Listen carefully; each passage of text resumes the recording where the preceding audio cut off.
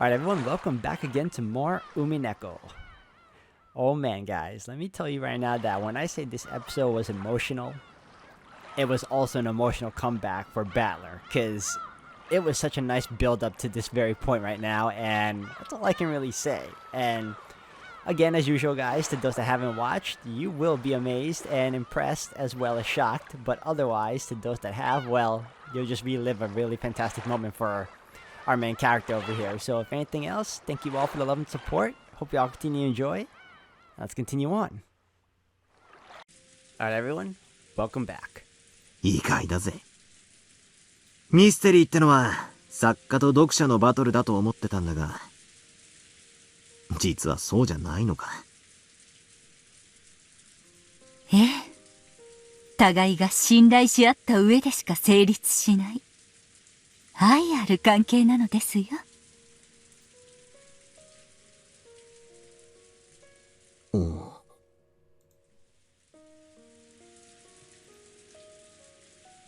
じゃあ、こいつと俺の関係も、殺し合いじゃなくて、愛ある関係だっていうのかよ。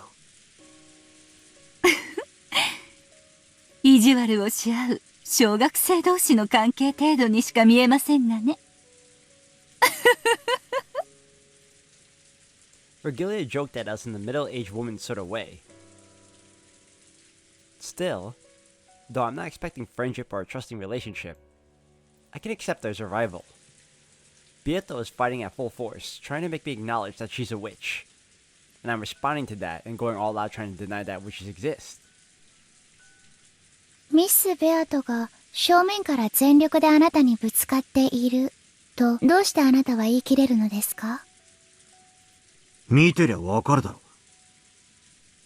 あなたに全力で正面からぶつかっていると、彼女が赤き真実で宣言したわけではありません。なのにあなたはそれを疑わないわけですか？赤き真実以外は何も信じないとおっしゃったあなたがです。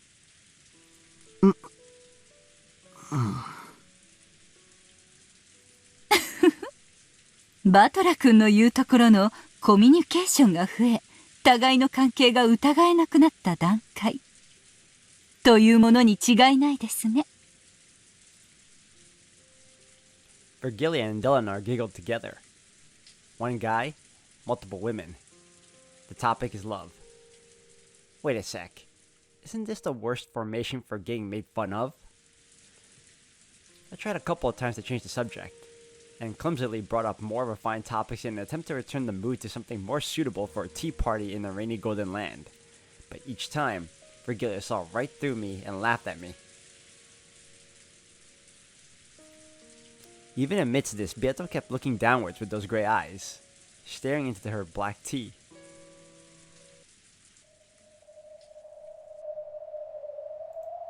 Yeah, that's right. Virgilia and Delenar gave me so many hints back then, and yet I barely thought about them at all.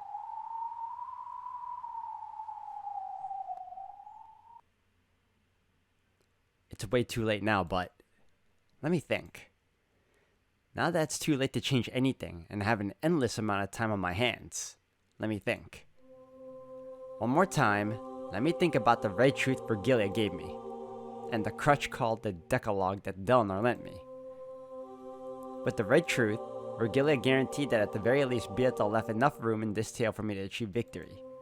That red truth guarantee will give me the power to start my heart beating once again. And there's the crutch of the Decalogue, which Delenar lent me. Even she began by warning me that the Decalogue isn't so almighty that it can solve all riddles. But even so, she kind of described it as a method to solve. No, to take on riddles. Let me try it. Even though there's no guarantee whether this tale is a mystery or a fantasy, let me believe that I'll definitely be able to solve it. That it is a solvable tale. A mystery. And let me make one last attempt.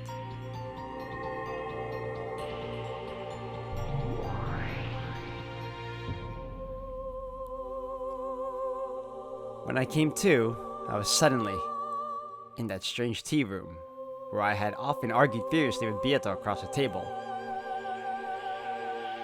Of course, Beata was nowhere to be found. It was just me, isolated and alone. That's alright. Even so, I won't stop thinking.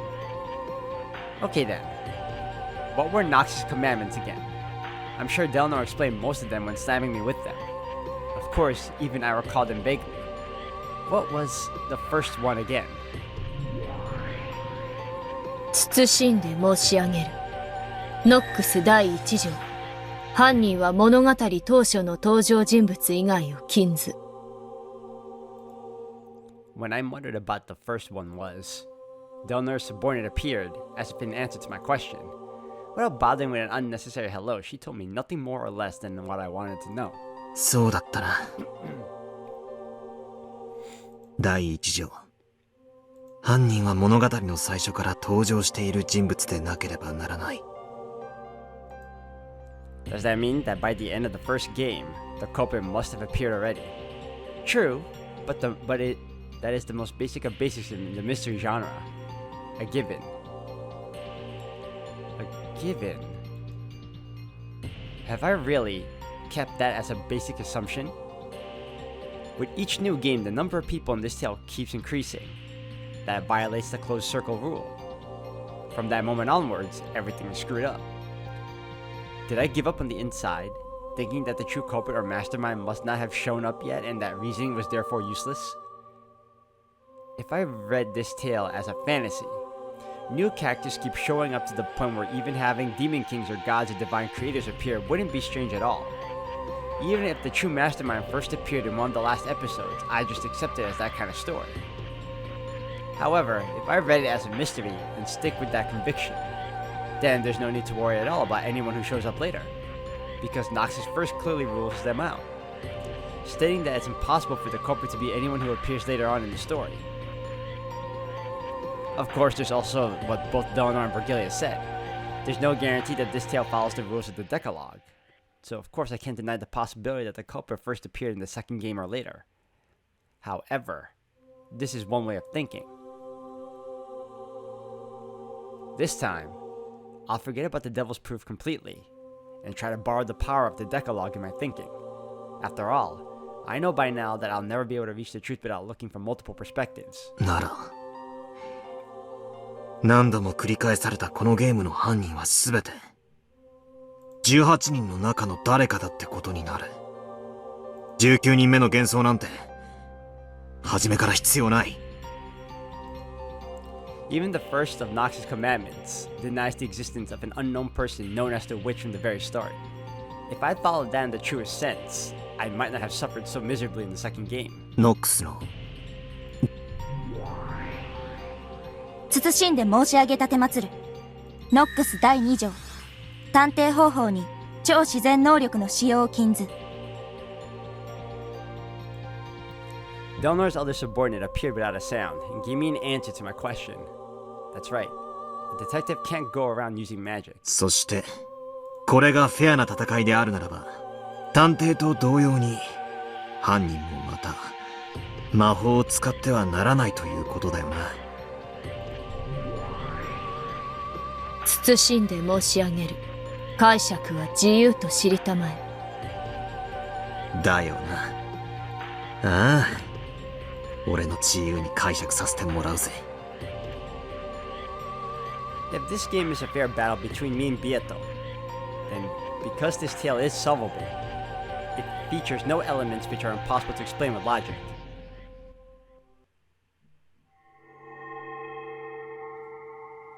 In other words, magic cannot, must not, exist. When it does appear, I shouldn't suspect that the mystery element is breaking down, but I should instead question why it was shown and suspect the witnesses and observers. That's right. That was Beato's greatest weapon in the second game. Depictions of magic that have no place in a mystery. By showing me that, she forced me to think that this tale wasn't a mystery, and therefore that reasoning was impossible, and I surrendered. However, if I had believed unshakably that it was a mystery, it would have been completely obvious to doubt that the witnesses who claimed to have seen those things. Also, at the end of the first game, it was revealed that this tale had been passed on to people in the future by means of a message bottle. someone wrote down the incident in the form of a story. In other words, this entire story is a world which includes the personal opinions of an observer, namely the person who wrote the message in the bottle. In other words, the observer isn't God. It's a human. Therefore, there's no guarantee that the descriptions are truly impartial. By the end of the first game, it had already been made clear that the text violated a constant premise of mystery stories, that they must be told from a God's eye view. For that reason, it's possible to doubt not just the witnesses, but the observer as well. If I could have doubted this much, then no matter how many seemingly unsolvable displays of magic appeared, I wouldn't have had to blindly accept them and give up. However, that raises the question, is it even possible to solve a story written by an observer who isn't impartial? All reasoning ends here if you get obsessed with this. That's why it's so important for me to believe that Bieto is trying to fight me through this tale, because it's a fight. That means I've been given a chance of winning. And the fact that I've been given that must mean that reasoning is possible. This part is the hardest. Unless I believe that the cruel witch took on the risk of losing to try and have a fair fight with me, I can't get past this part. Virgilio is right. It's just like love. If I can't believe that Beato's fighting me head on with everything she's got, I won't be able to reason any further than this. Alright? I'll admit it. Unless I admit that we're in love, I won't be able to get any further. When Virgilia ran out of patience with the two of us, shy and incapable as we were of admitting that out loud, she gave me that red truth instead. That was the red truth saying Beato wanted me to solve the riddles of this game, so she created them to be solvable. What the hell is that? It's like Sato-san in Class A says he likes you. Like hearing a love confession via a friend. I really am pitiful. Reasoning is love. If we don't love each other, the logic won't open up. In that case, why can't we just say that we love each other? If you think you can solve it, just you try. You're incompetent. Like hell you can solve it. Yeah, according to George Aniki, you call that sort of thing tsundora. That brutal witch is finally starting to look a bit cute. If I meet her again, I want to try saying you're such a tsundora. If I meet her again, somewhere.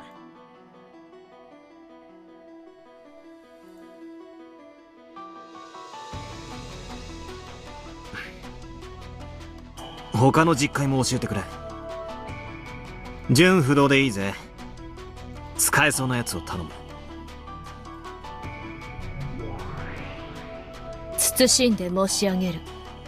I like now how, not that he's, starting to figure things out for himself, the servants, or should I say the original helpers of the Nox following are now aiding him.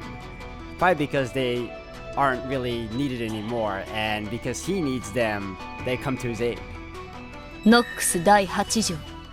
提示されない手がかりでの解決を禁ず。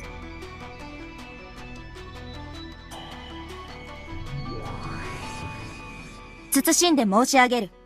ノックス第6条。探偵方法に偶然と第6巻の使用を禁ず。It must not be solved with clues that aren't presented, and it must not be solved by luck.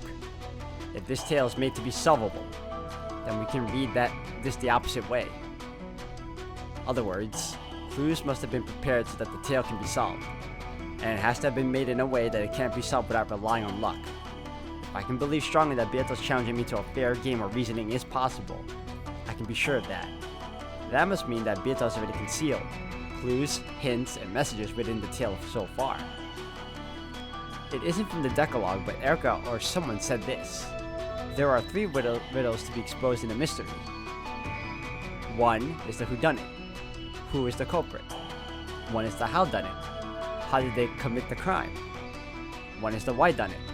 Why did they commit the crime? All of this means that clues related to these 3 riddles are already present inside this tale.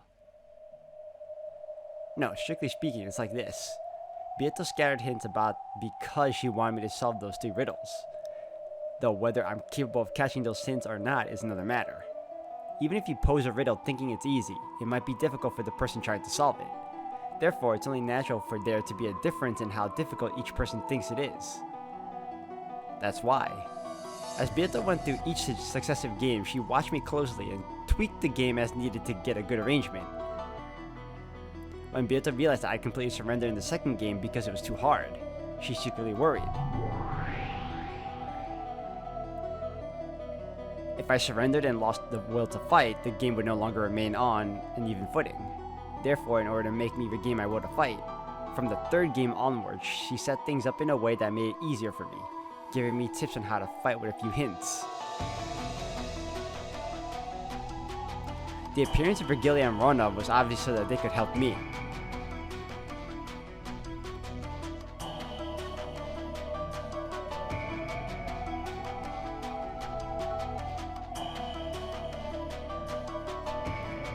Also, though we still had the usual crazy magic shows, she gave me the metaphor of the Brawn Tube trial, as well as tips on how to fight back. I finally understood how to fight, and at the end of the fourth game, Beato managed to have the all-out showdown with me that she had probably wanted most of all. Then, Beato acknowledged that my abilities had become full-fledged, and entrusted me with her heart, and trusted me with explaining this tale, didn't she?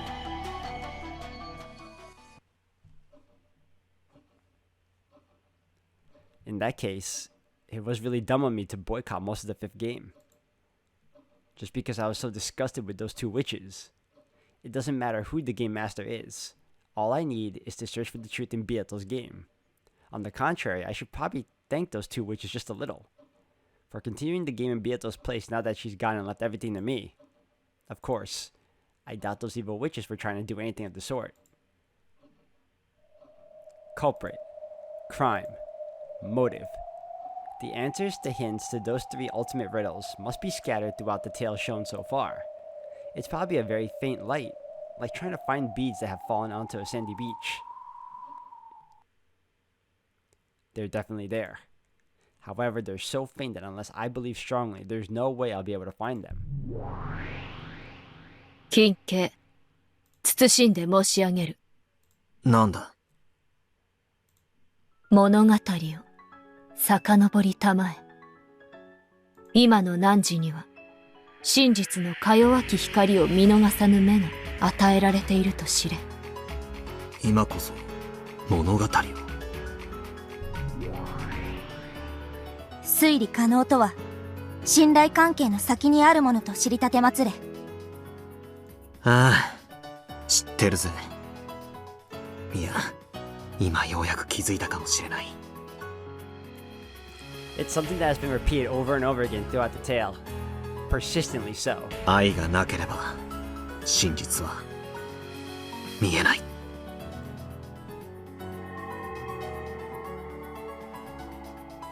Slowly, the tea room dissolved into darkness. Then, as though I was slowly sinking into a pitch-black sea, I passed through the cracks of a long journey I had taken with Beato, and kept on falling and falling.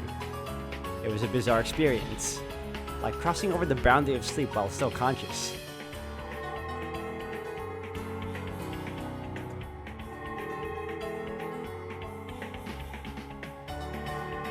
The several tales that had come before became faint bubbles, no, perhaps small shining fragments, that were scattered like stars in a pitch-black sky. I kept sinking on and on into that sea.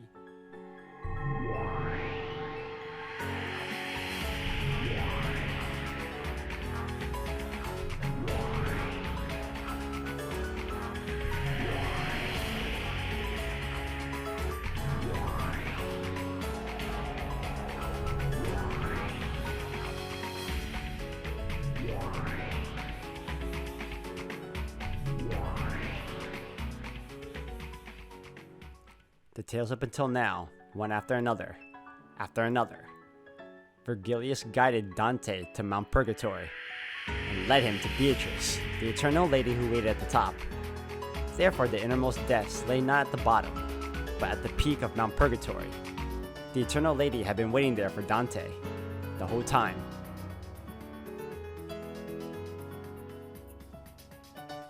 And then, New.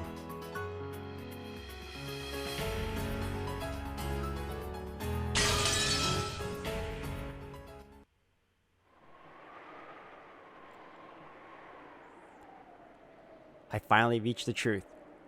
In the depths. No. At the peak of Mount Purgatory. Idiot. You really are an idiot.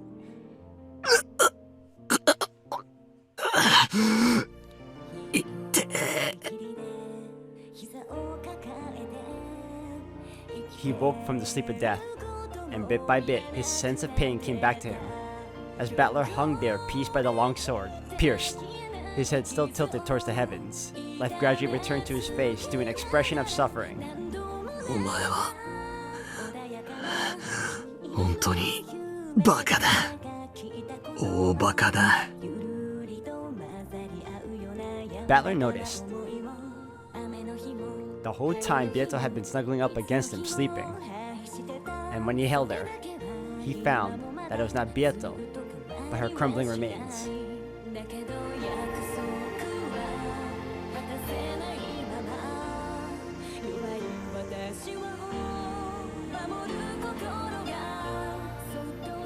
And because her form was as fragile as ash, when Battler tried to hold it, just like a sandcastle made on a beach, being washed away by a small wave, it fell apart and lost its form. At Battler's feet lay nothing but the ragged remnants of Bieto's dress and a pile of ash. No, on top of that pile of ash, he could see something sparkling gold. It was the husk of a single gold butterfly, which had been torn to bits. And so Battler knew. I did reach the truth, but I wasn't able to do it, while Bieto still remained in this world. ベアト、お前本当にバカだろ。俺はようやくお前の出題したこのふざけた謎の真相にたどり着いたんだぞ。お前のお望み通りにくじけずにとうとう最後までたどり着いたのに。なのにそれを待てずにくじけちまったんだよ。お前はあんなにも信じてたんだろう。俺が絶対に真実に至ってくれるって。ならどうしてそれを俺と一緒に信じて待てなかったんだよ。永遠の拷問を強いていたのはお前じゃない。俺だ。俺がお前に過酷な拷問を強いた。そしてお前は最後まで抗い、俺に訴え続け。そして俺は、ようやく今になって、たどり着いたってのに。お前はもう、待ってなくて、手遅れになっちまったって。バカ野郎！どうして、お前が先に、くじけちまうんだよ！ It's my fault. I forced her to endure this torture. In fact, I'm amazed she endured for so long. She kept on appealing to me over and over and over again. And because I was so incompetent, I couldn't even begin to understand the truth. バカ野郎！バカ野郎！お前の謎はさ、ひねりすぎなんだよ。どうしてもっと簡単に言えねえんだよ。Because then we wouldn't have this Kakamemi game. It wouldn't be as fun. バカ野郎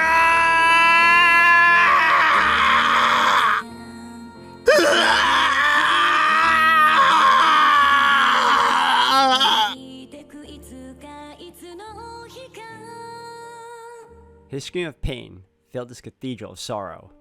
The sad witch who wasn't able to let Battler know the truth. the sad man who wasn't able to understand the witch's truth. Battler howled in anger and sadness for both of them. The clock hung in the cathedral showed that it was midnight on October 5th, 1986. Time was up. For everything. If you're gonna create a riddle as hard as this and be so proud of it, don't go and set a goddamn time limit on it. いや、わかるぜ。それほどのわずかな奇跡の中に、お前は祈ったんだよな。お前も、じいさまと同じだったんだ。You prayed for and bet on the power of a miracle. One so unlikely that it was totally impossible, less likely than finding a bead you dropped on a sandy beach. And because you did, I have now arrived at that miracle. But your time didn't last long enough.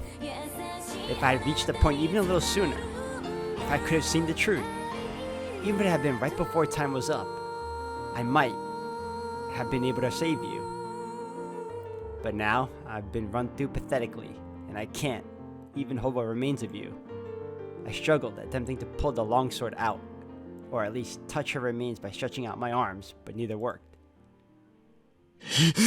くそー！ちくしょ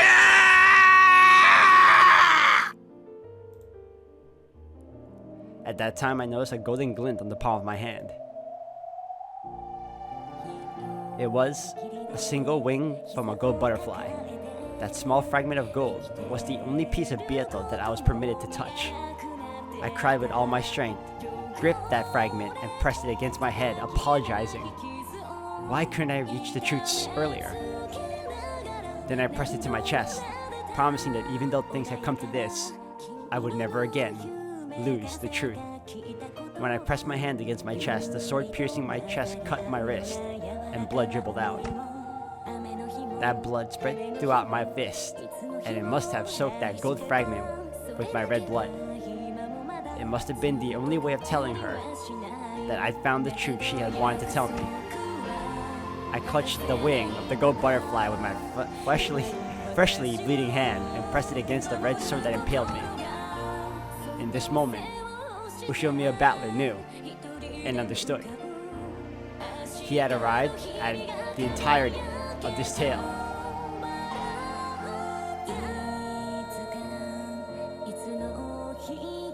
At that moment, it seemed as though a faint golden light leaked out of the gaps in his clenched fist.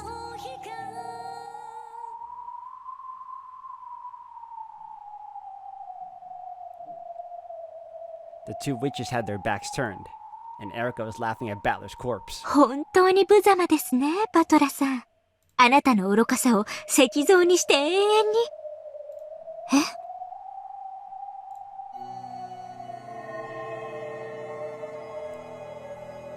Just then, Battler's chest, no, the red longsword impaling Battler, began to shine gold from deep within his chest.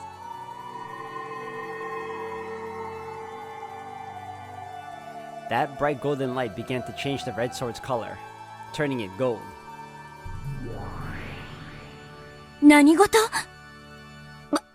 バトラが何？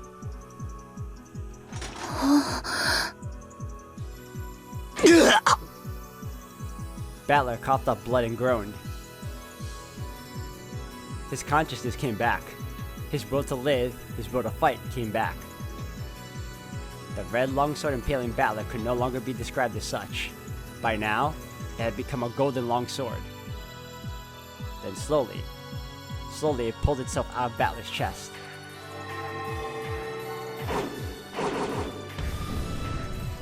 After it finally pulled itself out of Battler completely, it flipped through the air and struck upright into the ground in front of Battler's eyes, as though it knew who its master was.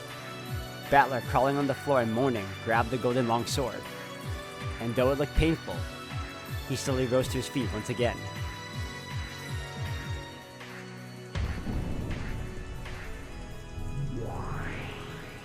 手の込んだ演出ね。これ、ラムダの隠し玉？その輝きって、まさか！ Lambda stared wide-eyed at the bright golden glow in awe.